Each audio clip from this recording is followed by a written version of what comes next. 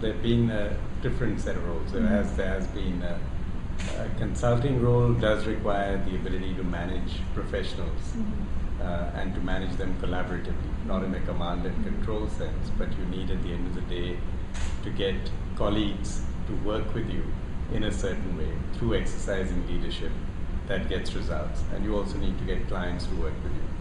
So at this stage of my career, when I was asked, and I was asked rather than initially applied in the sense you mentioned it, although of course I was keen for the role because it's a leadership role that carries a lot of impact.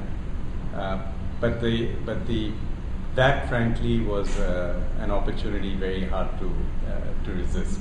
It's an opportunity to contribute something back to a financial system which I have worked in a different role for many years.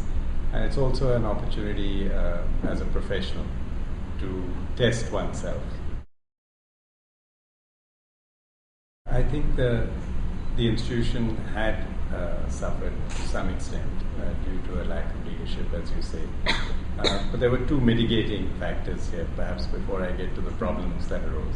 One is that it's an institution, and like many institutions that perhaps were born out of a public sector orientation, one of the strengths they typically have is that they are somewhat rule-driven, and in that sense tend to survive better perhaps than often even a private sector institution might in the absence of direct leadership. So I'd say many people stepped up to perform their roles. So the operating heart of the company continued to function well. And you see this in the performance of our fund management and our schemes, which despite the lack of leadership actually held on quite well.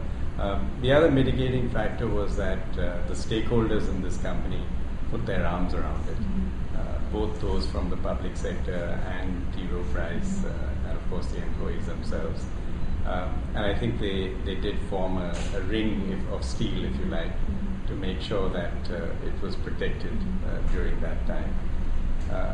But despite those two mitigating circumstances, there's no doubt that when it comes to creating momentum, creating optimism, and signaling to our partners and distributors that we really are there to provide leadership, I think that perhaps took something of a setback, and perhaps the institution did lose that instinct to be on the front foot in the market.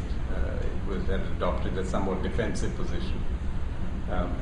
And I think what the opportunity now with leadership is to go back on the front foot and move out of that defensive posture that the institution had adapted. So the good news was I don't think we in any sense collapsed or fell back or lost our core commitments. But certainly you will now see us on the front foot a lot more.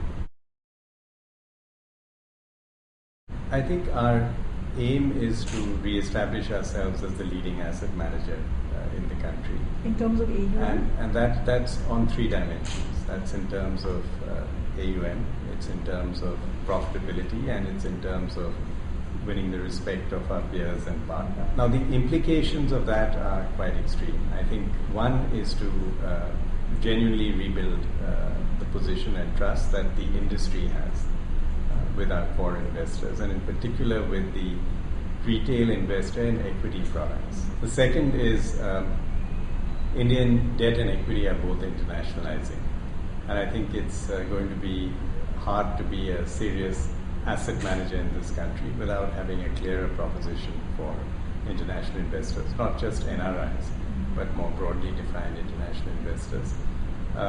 And I think we're a little bit behind the curve, despite having been a pioneer in that area. That is quite a big strategic challenge because, of course, we don't have the resources and the depth of the distribution and perhaps the brand internationally.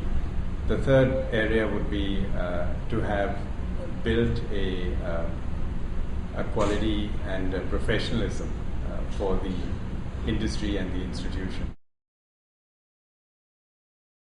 Do we need to consolidate as UTI?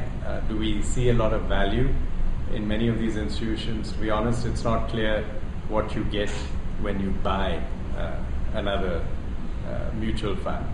So I think you have to be careful. There are a few institutions where you will get complementary distribution, or you may actually find good quality people.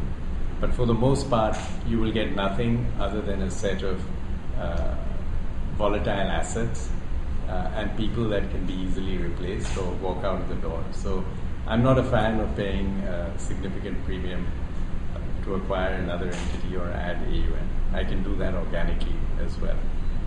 But where there are institutions that are sinking or frankly just need to be cleaned up, if you like, then certainly we're open to looking at ways to help consolidate the industry.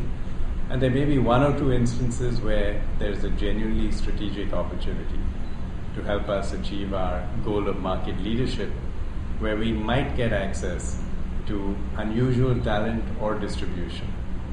And that would be more interesting.